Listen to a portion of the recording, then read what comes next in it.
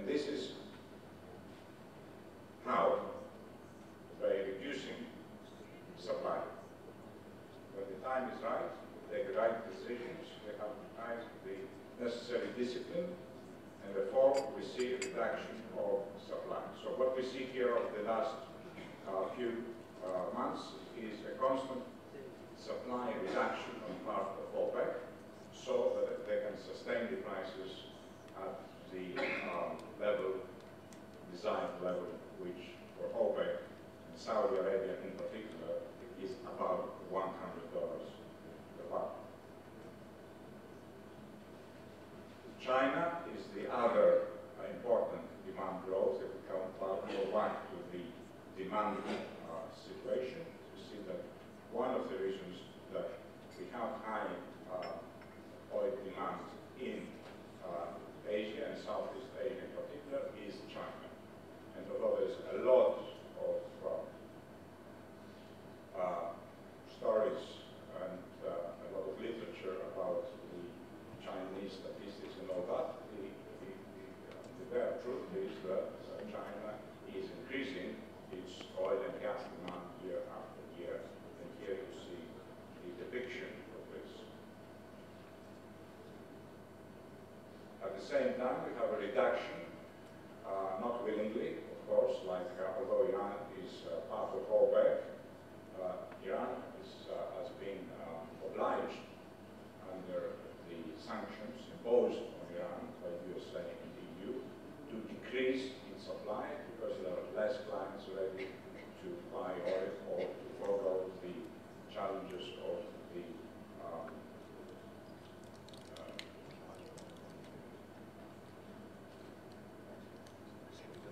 limitations of exporting Iran oil.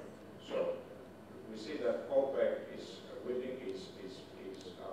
managing to control the supply accidentally, like Iran, or with Iraq increasing. So increase the production on the one hand of Iraq, which is now back to Saddam levels, about 3 million barrels a day. Saudi decreasing the supply, Iran unwillingly decreasing the supply, so the balance is less oil coming from OPEC. And although OPEC controls 40% of the global oil production, it controls effectively the price. I'm saying this and I'm stressing this point because OPEC and what OPEC does, I think, should be watched very carefully by the government in Cyprus and all the responsible agencies here, because it affects oil and gas developments worldwide. I think a young country, in terms of a newcomer into the oil and gas like Cyprus, has a lot to learn at the same time by watching OPEC, which is a very shrewd organization in terms of management of oil and gas supply. Global gas demand is projected to go relatively fast from 2011 to 2017, according to the IEA, 2.7%. And we're talking about almost 4 billion BCM being billion cubic meters, demand by 2017. It seems that demand for gas is moving higher than oil because gas continuously is taking a slice of oil globally. And this is important because it shows you where there is room to grow. And this is very important for a young or would-be producer like Cyprus, where it will have to see where it will have to export the gas it's going to produce. Fastest growing country again in terms of gas demand is China. And here you see the OECD and how the demand is shaping. And we're talking about Europe in particular, because it is of direct relevance, I think, to Cyprus. And we've had all the speakers in the morning making how to connect the forthcoming gas production developments and the supply in terms of European supply, Europe. Now, go to the European gas supply 2010, and you see here that Europe produces only 36% of the gas it consumes. And if you put Norway, and Norway is with one foot in Europe, with the other foot outside Europe, then this increases to 56%. So Europe has to increase, if we include Norway, it has to import 44% of its needs from outside. Where does it import it from? You see here, from the Caribbean, from Qatar, Egypt, Libya, Algeria, and Russia. Russia has one of the biggest stakes in terms of gas production or supply in Europe. And this is a very interesting map, because it shows where Europe is getting its gas from. Russia, LNG, it says increasingly higher stake coming from LNG, from Algeria and Libya, which are connected with pipelines with Europe. Don't forget that. I mean, many people are expressing doubts about the gas pipeline from Cyprus to Europe. But this is not strange. Already Algeria and Libya are supplying Europe through pipelines. And of course, pipelines do not exclude the production of LNG from liquefaction plants. It depends, of course, what sort of deposits you have, what sort of supply policy you want to follow. But I'd like to put some numbers here. In 2011, Europe, excluding Turkey, consumed 281 BCMs, of which it imported 265. So we see if we take Turkey out, Europe imports 55%, including Norway. So it shows you the very high dependence of Europe on imported gas.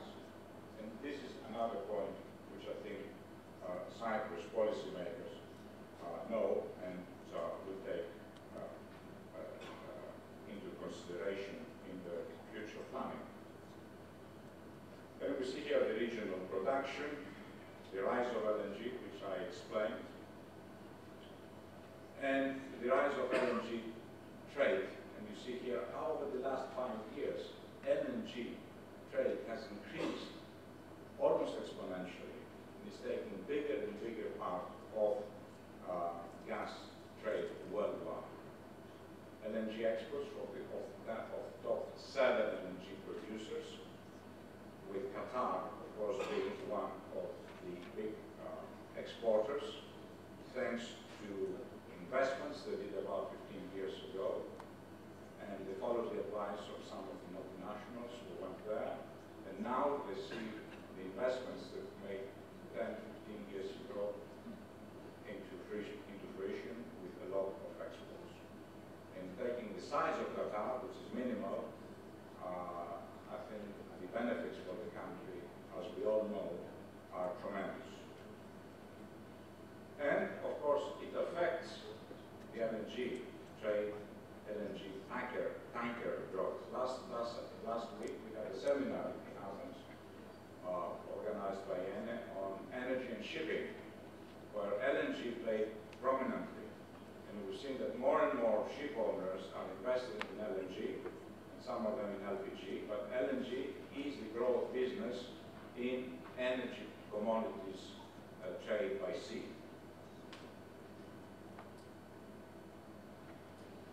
And this is another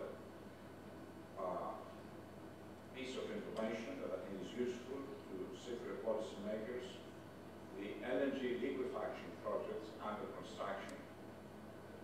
And what we see here, and what this graph is not telling us because it's not projected up to 2022, is that we're going to see almost a doubling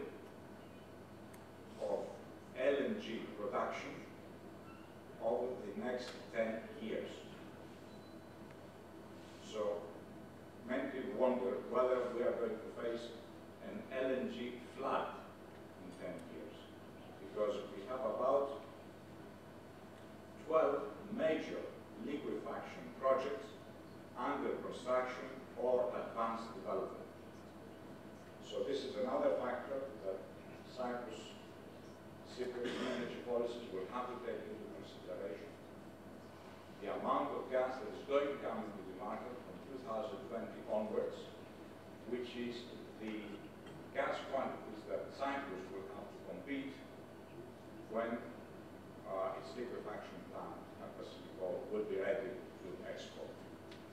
And I'd like to finish this short introduction with the differentiation of gas prices. This graph produced by the IEA and other sources shows us very clearly the differentials in terms of gas prices. This graph is telling us there is not a unique gas price. Gas prices vary depending on location, depending on supplier, and depending on conditions. Now, whether this is going to change over the next few years, it's difficult to say. And it's difficult to say because we have established companies, large established companies like Gazprom. We have a boom right now going on in North America with shale gas and new parameters being developed. We have new policies in Europe following the third energy package, and we have new hubs spreading out in Europe, which means there is a competition for gas prices. And we have some major projects underway. So the likelihood is that gas price differentiation is going to stay with us for some time, which is good in a way because we are going to see more competition. We're going to have more competition in gas prices than we already have already. And that we see clearly with latest developments in Gazprom. Because Gazprom so far has been one of the most inflexible gas traders worldwide. And now over the last 12, 18 months, we see Gazprom showing signs of negotiation, engagement in discussions, opening up of their policies. 2 months ago, we had a policy paper by Gazprom on how gas prices are going to develop over the next 10 years. That was unheard of. Gazprom was not discussing prices with anybody, perhaps with the Secretary General of the Communist Party. So now we see an opening by Gazprom because Gazprom realizes it will have to live and sell its gas in a very competitive way. And finally, let's have a look on other producers, some selected producers, selected countries. Azerbaijan, Kazakhstan, Europe, which means Netherlands, Norway, United Kingdom, Uzbekistan. And what do we see here? What is the state of proven reserves? Azerbaijan, which has been noted that is going to be the big supplier of Europe over the next few years, 1.3 trillion cubic meters proven reserves. Kazakhstan, 1.9, but Kazakhstan is selling its gas to Russia and not to Europe. If we put Netherlands, Norway, UK, that is the North Sea, we have about 3.5, 3.8 trillion cubic meters. Algeria, which is a big producer, 4.5. And if we put Cyprus and Israel together, it's 1. Compare this with Azerbaijan. Compare this with Kazakhstan. We're talking about the same order of magnitude.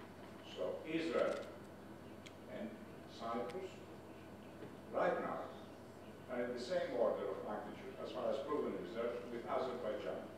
And this is a factor that is not much discussed in Europe nowadays.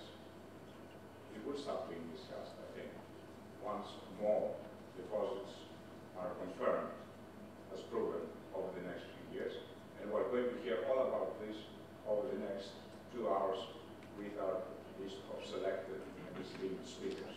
So thank you very much, ladies and gentlemen, for your patience. And I would like to call the first speaker.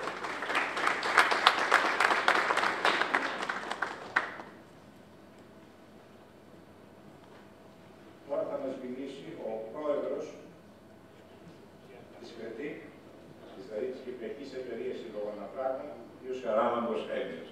Ευχαριστούμε πολύ.